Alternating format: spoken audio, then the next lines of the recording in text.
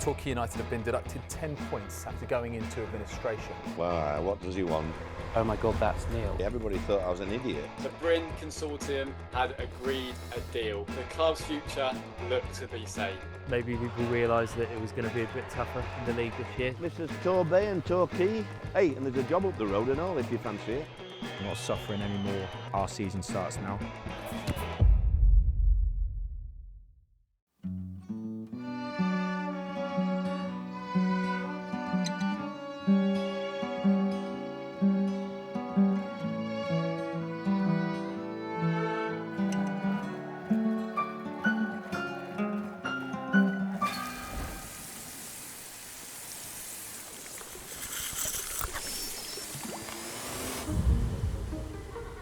I think it's an exciting time, mate.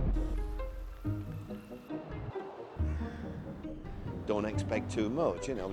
There's going to be hiccups, and it's just about, you know, I think just getting that good base.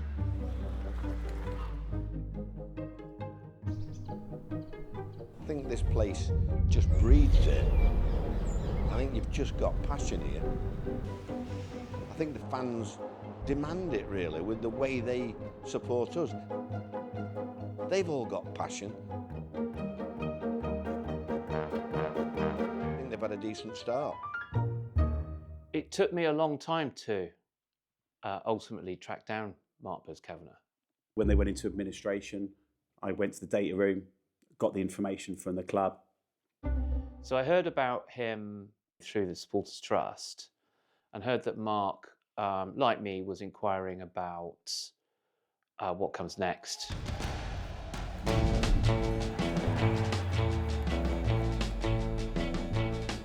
I dreamed I was dancing in Wonderland. I think the Trust is very much an organisation, a body of people that have not just been there to represent supporters, we've been there to raise money for the football club through the community share issue. Torquay United means everything to me, really. What was when I was fitting in? And also my family. My father was a supporter, and my son is a supporter. We had reservations around what might happen under the old regime, and we wanted to make sure there was a plan of action in place if things went bad, as they did last year. Torquay United have been deducted 10 points after going into administration.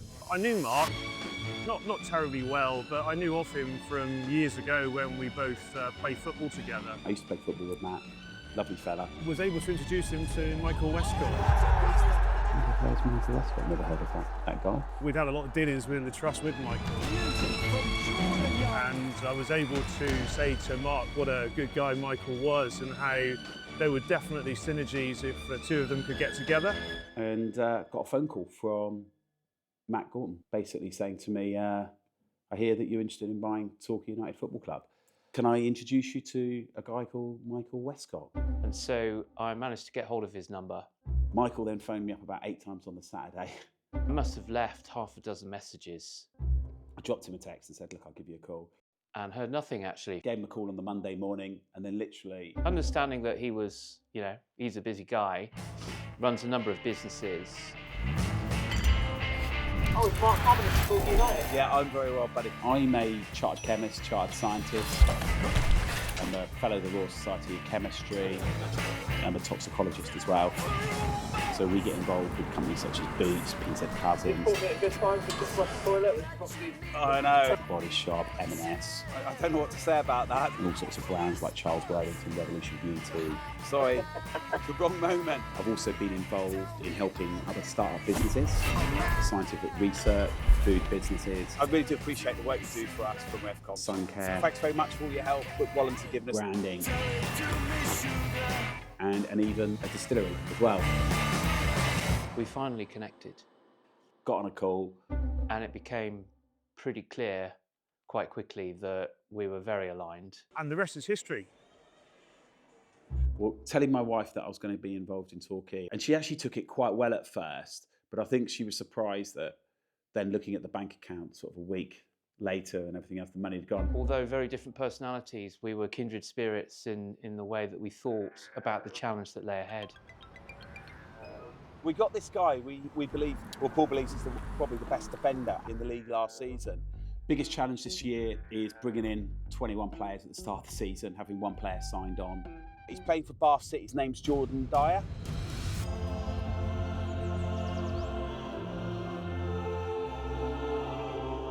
And we're looking to get him over the line. We're sort of agreeing on price at the moment. Me and Paul just talking about a few bits and pieces about sell on value. Yeah, we'd be able to draft the contract and put the terms and conditions that have been agreed between both you as the buying club and Bath as the selling club. And we've got a few other players, because obviously, as you know, we've got 21 players to sign by the start of the season. So there's quite a few players. There's going to be a lot of work coming through on these contracts to get them over the line. But there was all sorts of things going on with getting out of administration, bringing in new consortium members, how much we'd actually have to invest into the club to pay off the CBA, how much money we needed as working capital. The position that you've got to make sure you're performing on the pitch, but off of the pitch financially, you need a stable model. Wallens did a tremendous job with all that, and basically making sure we could meet the deadlines and giving us the sort of legal support that we needed there. And that's where hopefully we could add some experience and help. Brilliant, really nice guys, and we're very supportive. Brilliant. All right, mate. Well, thank you for your continued support, and we'll catch up soon. Definitely, and onwards and upwards, and come on, you yellows. You step into this not trying to make any profit, but to put everything back into the club, back into the team to get maximum chance of success on the field.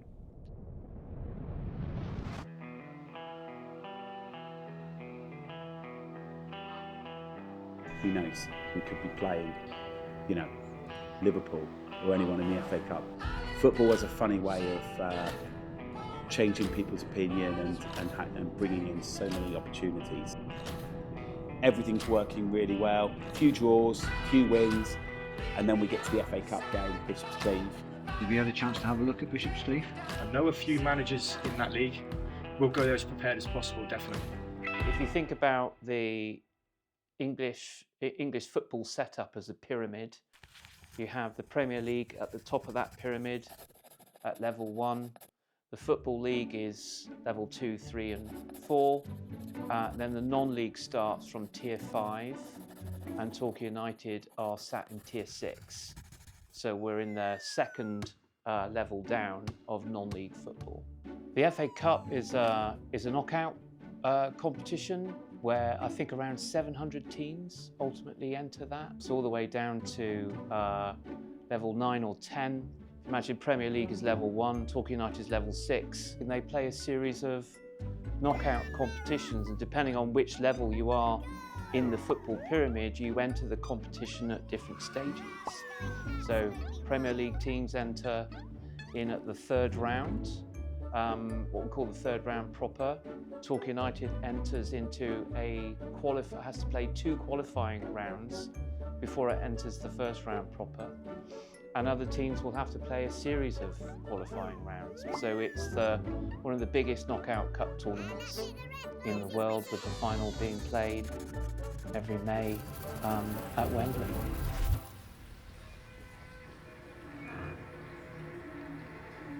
The one thing about the FA Cup, it can be extremely lucrative for lower league clubs. One of my main speeches when I came in, when we were in administration, I said to the staff, what if we get an FA Cup run?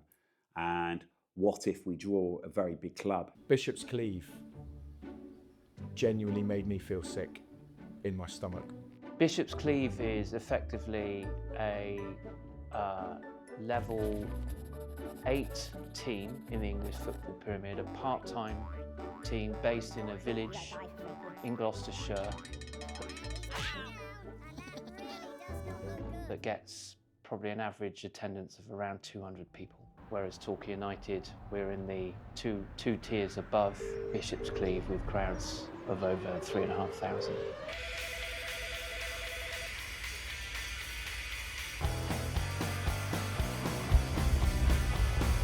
Bright sunny day, So we were going to up to Bishop's Cleeve in pretty confident mood.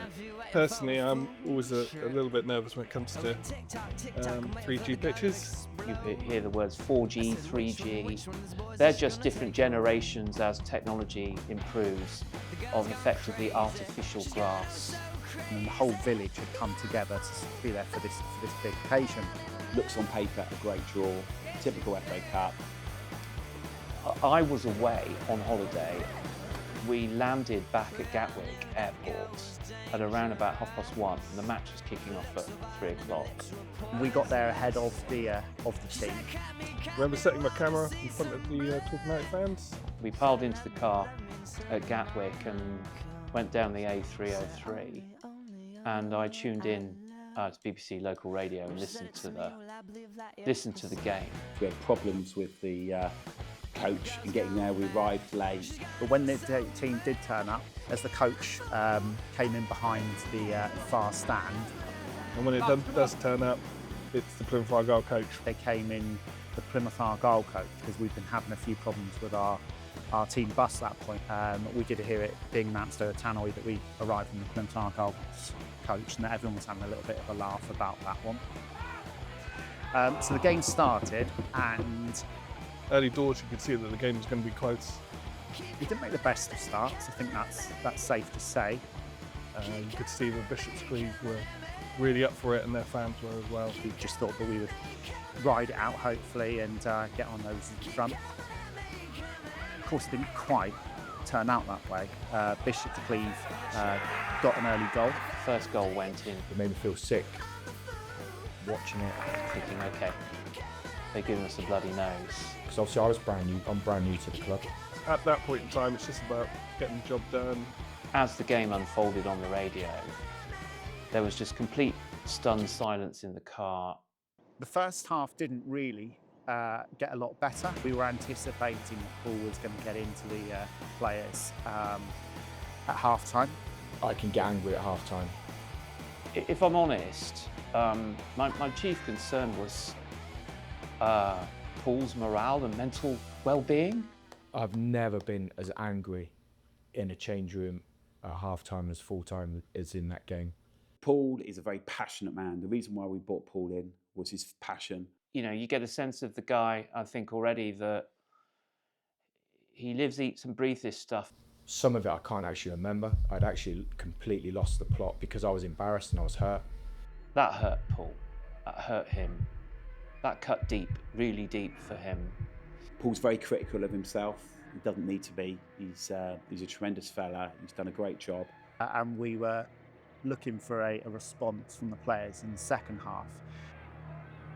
Unfortunately, that didn't really happen either, and it went from bad to worse.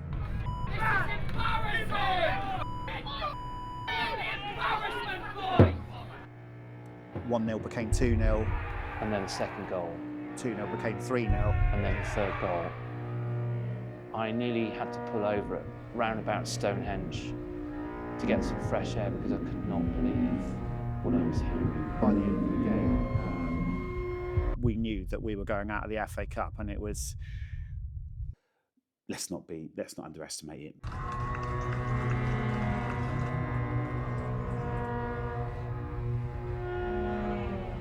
I got home and we unloaded, and this must have been about 6:30 in the evening, and my phone rang, and I looked, and it was Paul Wotton. And he rang, and he could barely speak. There's no getting away from it, really. It was one of the low points of the club's FA Cup history. Talk about turning points. I think that was a turning point for me personally. You look back at some of those young players' faces, they had the disappointment in their eyes, and Paul as well. Very, very, very difficult. You see things on social media that I shouldn't be looking at, and it affected me massively. But going out at the second qualifying round stage to a team at Bishop's Cleeve's level was tough to take. It's tough. And the worst thing, I think, sometimes when you're working in the media department at a football club is you can sometimes get very caught in the moment and in the emotions with the results. Since I've been at the club, we've never done particularly well in the FA Cup. since I've worked here. I could be the jinx, I don't know. Obviously, after every game, it's part of my job to get everything ready so that we can capture it straight away. Paul came out relatively quickly, and it was quite obvious that he wasn't having one of his best days. You could see as Paul was walking towards us that he wasn't happy. We're now walking around the barrier and can't get onto the pitch. We were in one position, which I probably should have stayed in. And I'm trying to sort of signal over to Patrick to get over onto the grandstand as quickly as he can. I thought, what if Paul comes onto the pitch and whether I'm going to be ready that way? I was thinking too hard on the day. Patrick looks up and suddenly realises there's a little bit of urgency, so he dashes over towards the barrier and tries to sort of vault over it. Should have just stayed where I was. Me and Paul are sat there waiting for the camera to be set up, and when Paul does the interview, it's quite clear that he's not happy with what he's seen. That isn't a case of drawing a line under it. Forget about it. Paul, please don't turn around right now. And I'll say Bishop's Cleeve should have won by more. This wasn't a particularly easy interview. There's got to be accountability. That's just. It doesn't usually happen. Everything normally goes as clockwork. You're there, ready. Clearly you're disappointed. Appreciate you coming to. No problem. Listen, it's all right. That's not good enough for Torquay United Football Club. I think he'll tell you that's one of his lowest ever moments in football. Paul was agitated during the interview. Obviously, he wanted the team to perform a lot better than it did. I think he felt let down. I think more importantly, he felt really embarrassed by what had happened. And when you look back on it, it went wrong from start to finish. Hello, welcome to this Goals Eye View. Here's Hargreaves, chance for Torquay. Chris Hargreaves, the captain. I'd like to just get out there. Congratulations to Bishop's Cleeve. They were a lot better than I thought they were going to be. I'll say that. It is a wake-up call to how big a rebuild job this football club has to go through. And unfortunately for us, because we're one of the biggest clubs at this stage of the competition, it garners attraction across social media, and they're rightly milking it up. Whilst I agree and respect Paul Wotton for coming over, apologising and being so open and upfront, I do feel that he does need to shoulder some of the responsibility on that performance as well. Ultimately, he is the manager. But I think that was the thing for me. I wasn't angry. I was more disappointed with the fact that we have thrown away a fantastic opportunity at generating extra income. And I know the Bryn Consortium, with their business background, will feel the same as well. I think, if anything, it probably showed us that the squad might not be quite as deep as we think it is, because we've been kidding ourselves that we got 2 players for every position. And I'm wondering now whether there's a little bit of buyer's remorse going on, because you find out about people in games like that, and that was a very worrying performance. I mean, objectively, it's the worst FA Cup performance of our professional lives, because we've never lost to a team that far down the pyramid before. Looking back on it now, we prepared for Bishop's Cleeve just like any other game, and maybe that was the problem. Yeah, that was a dark day. It was a dark.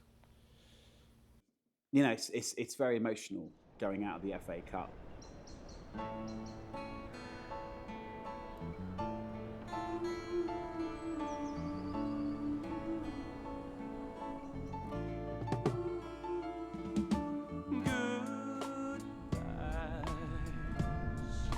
Come too easy. Good times go too fast. Your mind changes like the season. Injuries, I don't know what it was. The plastic pitch, we've lost 1 game all season here at Plainmoor, and whilst I think the crowd has got a big part to play in that, you have to say the pitch is also another big thing, really. I mean, I think that's got to be down to Julian, our groundsman. He does a fantastic job, and I think he's one of the unsung heroes here at the football club.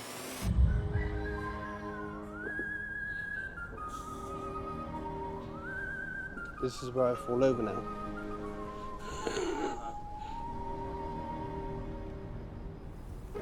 There's a lot of time and you just look and you think it's just grass. Down that side, up that side, so the grass is being put in different directions. And that's how you get the standout pattern. But once you start getting the pattern and the lines are in, then it starts looking like a football pitch.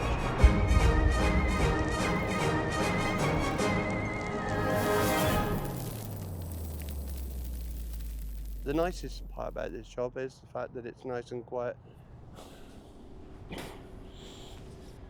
I'm left to get on with my work. I just need to do this bit. Let's do that corner. Can't get any slower than how I move. The hardest part, the weather. You don't know what you're coming into some days. No! Oh.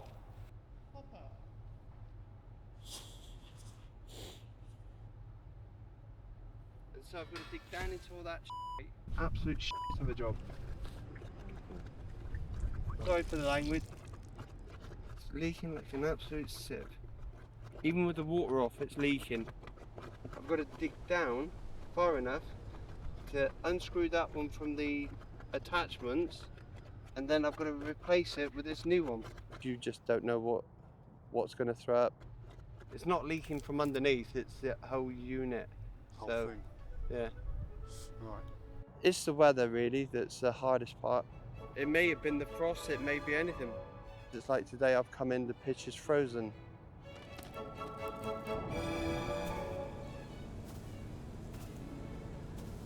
I'm born and bred in Torquay. You know, I was born just like a mile down the road.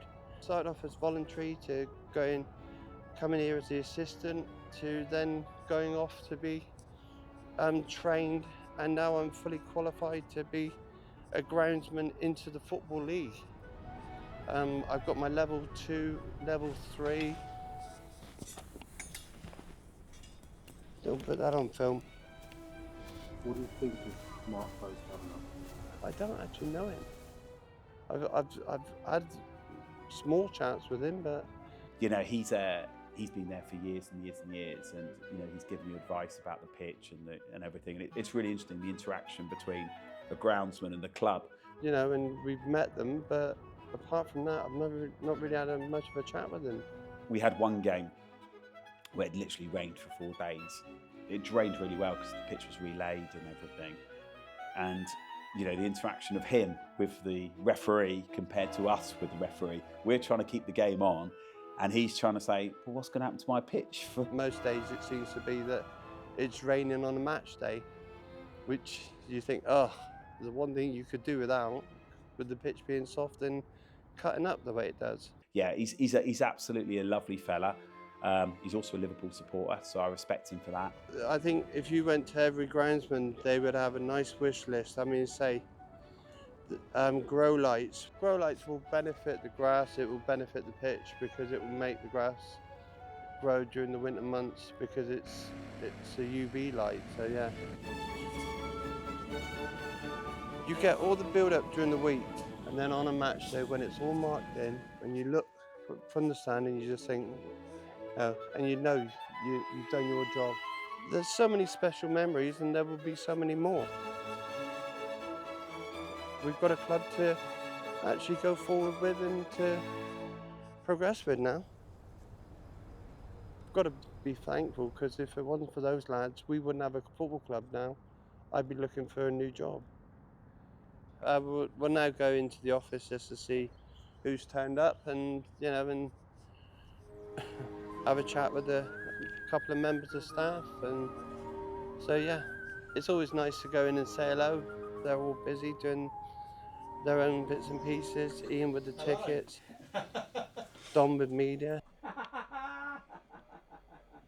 and Lorraine in the shop. It's interesting to meet all the different types of personnel at Torquay United. But yeah, so we'll just go in and say good morning to them all and just be nice and polite. Morning, Ian. Morning, Lorraine. See Dom's in. Everyone having a good morning so far? Nice and dry out there, isn't it, Yeah, it is nice and dry. I mean, say, you know, it makes a change, doesn't it? But we had a nice little bit of frost this morning, which didn't help really. But yeah. Julian's a great support, actually. Quite often come in, if I've got a busy shop or I'm on the phone, he'll always go and welcome customers and can he help? Oh, great little team. Great little team up here. And as much as this isn't what I call a business, it's more of an emotive sort of family as such. Hi, I'm Lorraine. I'm the club shop manager for Torquay United. Had a refit for the shop, which is absolutely amazing. So many of the people come in the shop and go, wow. I'm the one that stands behind the counter on a match day and see people coming in asking for car stickers. They are coming in August, I've been told. But, you know, I did a bit of a brainstorming with a colleague of mine yesterday about things we'd like to see perhaps for next season. I prefer this role to the role I had down in reception. I'm a people person. I love it. I love it. And I'm learning, growing all the time. To be fair to the club and the staff, they've been absolutely incredible. We've managed to get the commercial activities up from where it was last year. The home shirt has gone really well, really well. The goalkeeper kit too. In the middle here, we have the away range, which is all on sale at the moment. I like it, people like it. People like it. Summary. Is the away kit cursed? Oh, I don't know about that. Players are superstitious, supporters are superstitious. People want hoodies, a bit like what I'm wearing myself. Along the wall here, we have our, what we call our training and leisure wear range. I would like to see more in the leisure wear. People like it, people like it. But obviously the anniversary shirt, which came out with the shareholders. With the community share issue, we launched the third version of the first team shirt. And to the best of my knowledge, I'm not sure that we've actually done a lot better in that kit. Great, we've got a lot of those left, but they're going steadily. On the left here, we have our accessory wall. Like to try and vary that, and I think that's something we need to work on, maybe for next season. What do you think of Joe? Like Joe.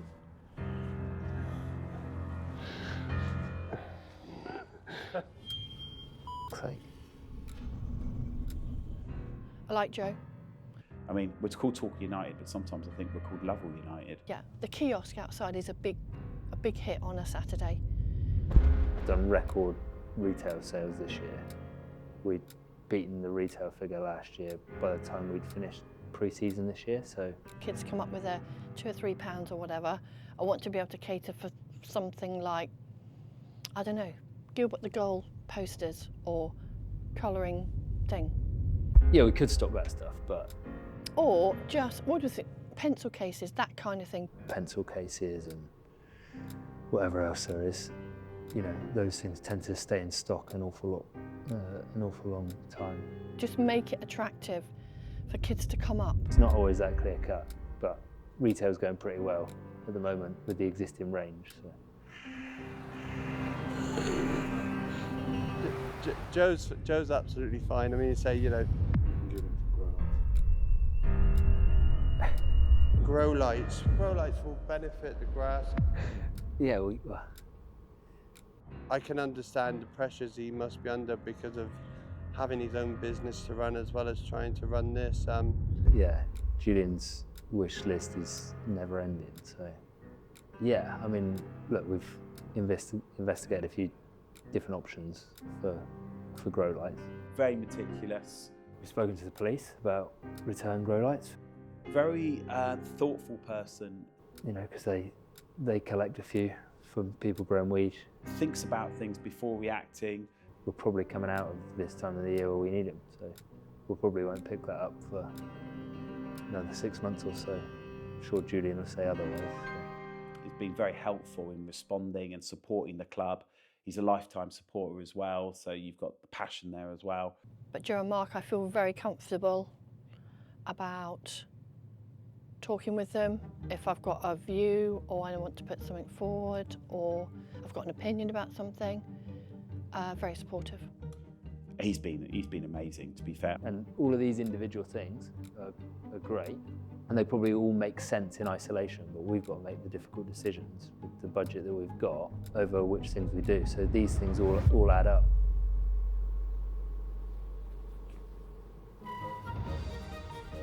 So it's fantastic, and it's great that the club is on a sound financial footing again, and it's being run by sensible people. But And when you've also got, you know, the manager knocking on the door asking for a new striker, the Facebook comment section full of fans asking for a new striker, then, you know.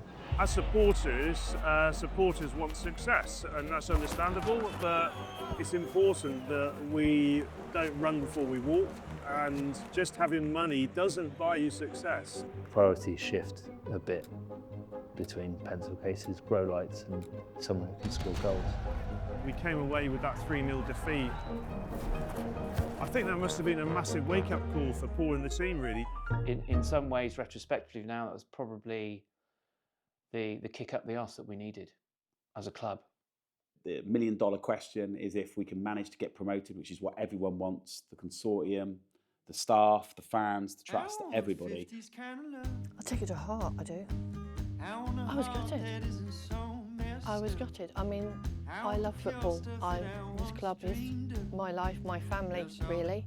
Whether it's Julian, the groundsman, or Lorraine, who runs the front desk and the shop, Joe, that's kind of controlling day-to-day operations at the club. Going out of the FA Cup was almost like an opportunity for the team to actually have the momentum to take the league. We've got to go again. And I think we've got to go again. We've got to keep our chins up, support Paul, the lads, the team. It was a huge disappointment. But I think we learned a lot of lessons on that game. On a personal level, I learned a tremendous amount about myself and about my squad as well. But a huge learning curve for me personally on my so-called journey. It's how you deal with the adversities. It's that shock, that schism that we had with that low point. Yeah, and it has an effect on us. Really galvanised us to really focus the energy, the new direction. We as a board are very united. We all pulled together, and so from that low point, gave us a bit of a bloody nose, and that made us extremely focused. We'll go again Tuesday, and then Saturday, and our next home game will be, you know. You fail fast, and if you fail, that's fine, but learn it, learn from it, take your medicine and move on.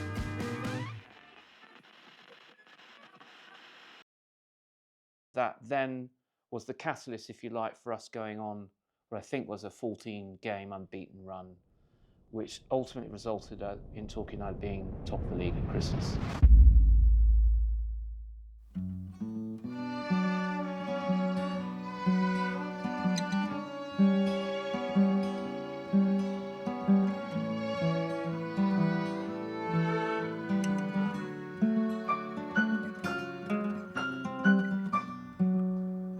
Take shape of your table. Have your breakfast on